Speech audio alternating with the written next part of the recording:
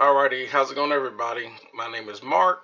I call the channel Mark's Music Place. I hadn't did a video in a while, so thanks for watching. If you're new to the channel, don't forget to subscribe. Definitely hit the bell. It'll let you know when I'm posting a new video. And definitely write some comments and thumbs up. It all helps the channel. With all that being said, now I want to make a video. This is not really a rant video. I guess it can be. It can be a rant video. But it's not intended to be a rant video. It's actually more intended to be make you say, I didn't really think about that. Okay. Now, apparently, the reason I'm titling the video brand name gear and all that, because you have to think about it when you go back and listen to music. If you go back and listen to all the music from the 70s and 80s, 90s, right? And when this is when everybody was going to recording studios, and the big studios, some studios would have an SSL console. The reason why I'm gonna name consoles is because the console is always usually the heart in the control room for a studio. It's the console, and then there's the recording gear, whatever tape machine you use, and then there's the outboard gear, which is processing gear, right? Outboard gear. A lot of people are using plugins today, but the mixer was the signal routing control surface for and to really shape the sound was going through the console. So you go to some studios that they would have an SSL, some would have an API, some would have a Neve, some would have MCI, some would have Harrison, some would have Helios, Audience, and it just goes on and with all these different brand names of consoles, Tascams, Sonys, and so forth. And there's a lot of them. There's a lot of them. Trident, there's a lot. The point is that when you're listening to this music, no one knows or even care really pretty much what console, what tape machine, and what outboard gear people were using. As long as it came out, when you listen to stuff on the radio, you really, didn't really. Now, the only thing would be is sometimes certain songs would sound a little bit thicker, would have a little bit more bass heavy. Other ones would sound a little bit thinner. Some would actually sound a little brighter. Some songs would sound a little, whatever the case may be. Some songs would have a little bit of whatever this. There would be slight differences, and sometimes it'd be slight differences just in volume levels. You go to one song, all of a sudden you go to another song, and the volume levels. But that all came where a lot of times people get caught in the gear thinking that, for example, your gear is doing all that, and really is not. It's really the engineer, the mastering engineer, and everything else. The mastering engineer for one song probably didn't bring the volume levels up for another song, or the mixing engineer really didn't give it a little bit more low end on one particular song, but another mixing engineer for another song did give it a little bit more lower end, so it sounds a little bit more thicker on the bass. It's all depends on what the engineers are doing. But what's happening, just like what people are commenting on my SSL butthurt video, there are a lot of people that understood that. Because before that, it was more about price gouging. Because I know this marketing thing. There's a marketing strategy to buying anything. They can market stuff to make you want it. That's the object. Is to make you want it. And then you'll go buy it, and then you'll feel better, and then you realize it really didn't help you as much as you thought it was. Every now and then there would be. Oh, hold up. Let me double check something right quick, because I think let me double check my open sound settings. Test 1, 2. Okay. Alright. Just wanted to double check. Okay. Had to check something right quick, because last time I recorded a video, I did a whole video and there was no volume. But So let me double check because this doesn't let me know using this camcorder. But it's easy for me to come up here and just hit record than try to set up my other camera anyhow. I'm gonna go down here and make me a cup of coffee. But excuse me. So anyhow, the problem with gear is and plugins and all these companies is marketing. They make you feel like you get this plug-in, you get this piece of gear, whatever. Now you're golden. When you realize, because here's the thing that I learned really really fast that maybe people didn't know or didn't understand. When you understand signal flow, whether it's going through a console or it's going directly to your interface, you have to understand signal flow to understand the point of this video. And there are a lot of people that think that certain brand names of pieces of gear can't give you the quality like other brand names. Like in other words, if you have a cheap Mackie, Yamaha, Soundcraft, Tascam, or a low end, that you can't get a great sound from it unless you have a Neve API or SSL. Now, and in all honesty, and this is actual API, Neve, SSL are only giving you probably about 10% more enhancement on your sound. And a lot of people do. There are a lot of people that, especially in the recording business, recording studio business, that they don't want to hear that.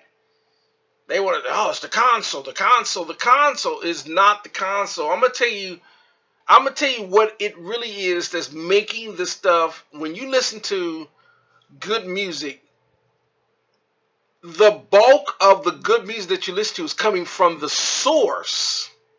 It's not the consoles. It's not the AD to DA converters. The console helps the AD to DA converters help. You know, but it's the bulk of the sound is the source. And some sources have to be mic'd to be captured. Other ones can be directly recorded into, like a bass DI, bass direct input, keyboards.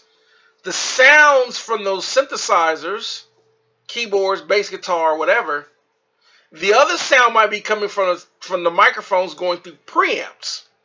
Because a console, even this is Allen Heath or an SSL or whatever console you're using, the console's only made of the electronics in it is only made of a few key things, and it's most of the time it's preamps, EQs, and then there's the output section. Everything else on the console is routing, switches and routings where you can mute, pan, because if you pan left, you're routing the signal to the left, or you pan it to the right, you're routing the signal to the right output. That's all you're doing. You're redirecting the signal. You have an auxiliary, you're splitting the signal between the main and an auxiliary out. You're splitting the signal so it goes out. Then if you direct it to a bus channel, you're grouping all those sounds into one particular output. It's called a bus group or group. Bus group. So that's what you're doing with mixers. A lot of this can be done with mixers in the DAW. It's just that the coding tells how to redirect the sound to come out of your audio interface. It's the same concept. The only difference is there are actual circuits in a console that helps enhance the sound, but it only enhances the sound about 10, maybe 15%. And that 10 or 15% in some cases can be the difference between something that sounds warm and thick versus something that sounds kind of thin. It just depends. But the source itself that's recorded is not a really, if it's a really, really weak source or not a really good source, it's not going to sound good, period. When you listen to music, you're listening to the sources that were used to be recorded, meaning the musician, the drummer, the guitar player, the vocalist, the rapper, whatever the case. The sounds of their voice the sounds of their voice or whatever. And on top of that, if you're going to mic a guitar cabinet, a bass cabinet, a set of drums or whatever, the choices of microphones. And that's one of the key things, is the choices of microphone and how they're placed. And that's going to affect 30-40% of the sound. 50% of the sound is the source itself. But in other words, if you have someone, if there are people in my channel that, if they're drummers, they'll know what I'm talking about. You can have someone that has a low end, a really, really cheap drum set. Maybe it's a really, and not just because it has a name on it, doesn't mean that, you know, it could be Pearl or Tama, DW, Yamaha, Ludwig, or whatever. They do make different classes of their drums. They have their beginner sounding, and then they have their professional sounding. Because the beginning sound is going to have it's going to be cheaper, but it's not going to sound as quality as the more expensive, because the quality of the materials. That's a no-brainer for any instrument. So you have any instrument, if you have any instrument, whether it's a good set of drums, it doesn't matter if you have a guitar. If you have better pickups, better strings, the guitar is going to sound better, especially if you have a skilled musician that can play it. Because when I say 50% of the sound is coming from the sound source itself, then the other part of the sound, when it comes out, is how good the person using the instrument. Because if you have a person that can't play drums, you can put them on a Ludwig set or DW. They're going to sound like crap because they don't know how to play. That's the sound. You know, you got people that get caught up in there. Well, if I buy this SSL Big 6 and it's the marketing, my music and mixes are going to sound better. No, they might sound a little bit better, but it's not the magic dual source to your sound. It's not that little SSL. It's not any. It's not. It could be a Neve. It's not necessarily a Neve or an API or a Trident. None of that. If the source, and how good the musician are. Second part of that would be choices of microphones, capturing that in the rooms being used. And other than that, the only other thing that's making these mixer consoles or external, whether you're using a mixer with preamps in it or you're using external preamps, the thing is, all sources are going to go through some sort of preamp. The preamp is help coloring the sound. That's the preamp. Because the preamp is really, all a preamp is designed to bring the sound up from what they call mic level, which is low signal sources, to line level, which is actually usable signals that can be used to be mixed and processed. That's line level. Mic level or line level. Mic levels are usually a lot lower. That's why they put DB pads and all that. And that kind of stuff on there. Plus they use phase reversals in case the microphone is too close to another microphone. They're trying to cancel each other out. You reverse the phase. You have phasing issues and all that. But the sound of the source is coming from the source, not the gear. But you got so many people are copying that. This is the reason why I was saying in the beginning of the video, you can go back and listen to all this music from the 70s, 80s, and 90s. I'm talking about thousands and thousands of groups, artists, and records. And it doesn't matter if it was in whatever recording studio. It could be Fame Recording Studio, Conway, East West, Los Angeles, Electro Layout, New York, Hit Factory, or whatever. It doesn't matter. It's the console. It's not necessarily the console. It's the source. And what's being used, because half the time, when these guys are always bragging about the console, if it was just the console, they wouldn't have any extra preamps. They would use all the preamps in the console. But every time you go to these studios, they always have a set of ubiquitous sets of preamps and things like that, because they know every preamp sounds different, including the preamps in the console. So that gives the engineer choices of sound, of how you want the preamp to affect the sound. So it's the source, it's the microphone, it's the preamps. And then if you're going to use the EQ on the board, or if you're going to use an external preamps. So you got a lot of people that get confused with that. It's about, it's like, I can buy. This is the reason why you can buy. You got a person that can have a Mackie, like a Mackie console, the 32 by 8, it's 32 channel 8 bus, and they have awesome recorded sources. I don't care if this is, uh-oh,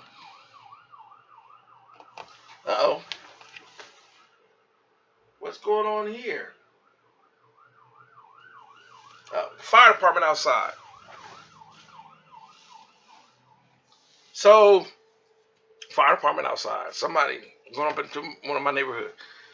So I'm going to wrap the video up. So I already proved this. I was being sarcastic when I made a video to my, what you won't do for love, cheap cover, right? And I was featuring cheap Behringer gear. I was trying to prove a point. Does that Behringer sound like a Neve or an API or an SSL console? Of course not. Neves and APIs and SSLs don't even sound like each other. It's kind of like, you have to think of it like Burger King has its taste, Wendy's has their taste, McDonald's has their taste, and if you're in California, everyone talk about In-N-Out Burger, or if you like, just whatever burger place. Everyone has burger places, and versus making a burger at home. Everyone has a certain taste. And it doesn't mean that the McDonald's burger is worse than the Burger King burger, or Wendy's burger is worse or better.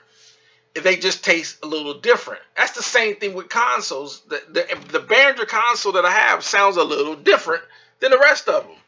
But you got a lot of people that are going to make all these comments about, oh, well, if I talk about SSL, and the first thing you see people making comments like, oh, you got a Behringer, you can't talk, you got a cheap, whatever, right? And I prove a point. It's not necessarily the Behringer, it's the source.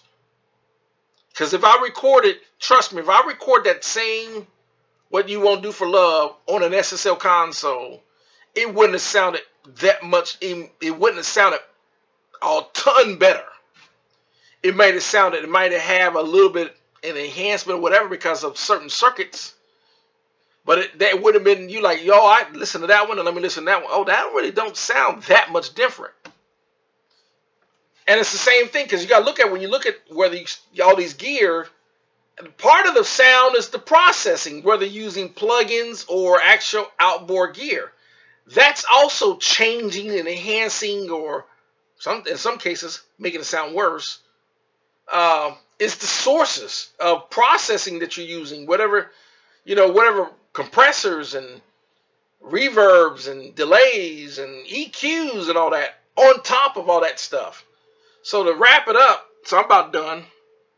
I don't want people to get caught up into thinking that if I buy, I got to have, because this is only coming from people that responded to my SSL Butthurt commercial video. They, people get up there, and of course I delete them, because I'm like, now at the point if you have something crazy to say, I just delete it. I used to, how when you first started, people make all these, you get kind of, it mess with you. And, that way if I meet the person, because I know someone writes some crazy stuff and they spend all that time, and I used to block people. Now what I don't, what I do now? And I have one person is another YouTuber. They said, don't block the person. Let them keep tuning in. But how you aggravate them is what you do, since I'm a YouTube creator, right? What you do is when people write some crazy comments, you should delete them. You don't have to block them, just delete them. And they'll go back and they'll look, and they'll go back to their page because they want to see what they wrote, right? And they'll come back and it'll be gone. Most people, after they realize they wrote something, and especially when a person writes something and they come back on another comment and write another comment, and this, and this, and they'll write something on the first comment and go, this, and this, and this, and you're this, and this, right? And you like, click, delete. And they'll come back and they'll write, and also click. You delete it. No one's going to take the time to rewrite that. And if they write it again, I'll just delete it again. I'm just going to aggravate you.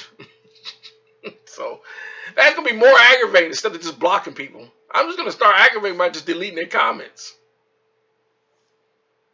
That way, they say something crazy. And this is about the people that are making the comments about SSL6 and they want to start attacking my gear.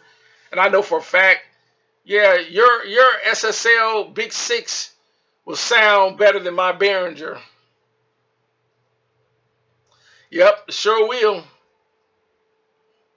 Yeah, I remember one person talking about,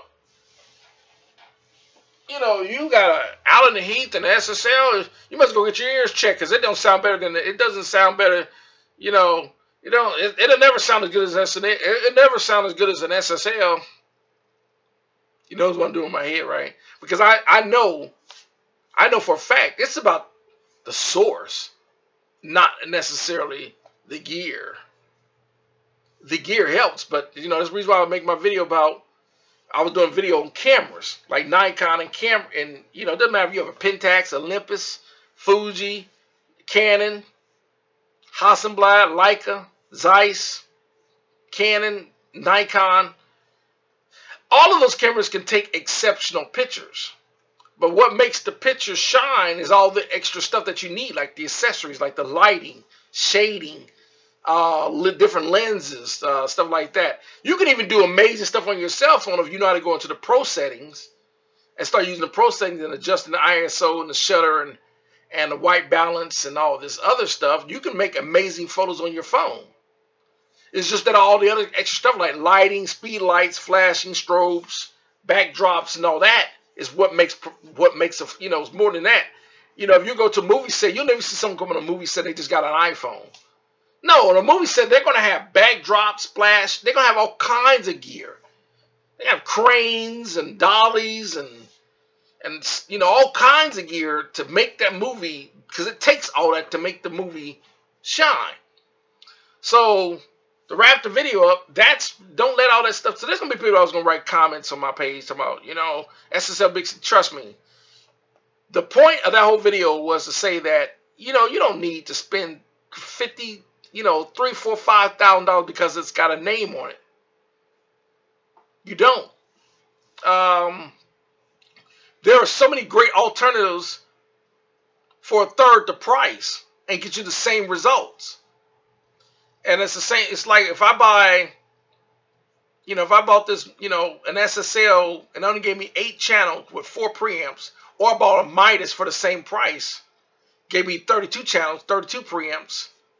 You think the SSL is going to sound better than Midas? It sure will.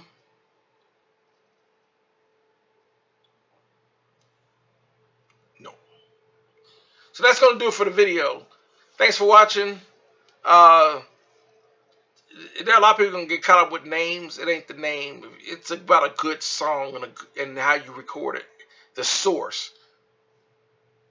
That's where the starting point is. And then how you capture that is choice of microphones or choice of instruments, choice of VST plugins, gear. And you don't have to have $1 million worth of gear. You could have a simple interface, controller, software, and you can have a very small stuff and do amazing stuff.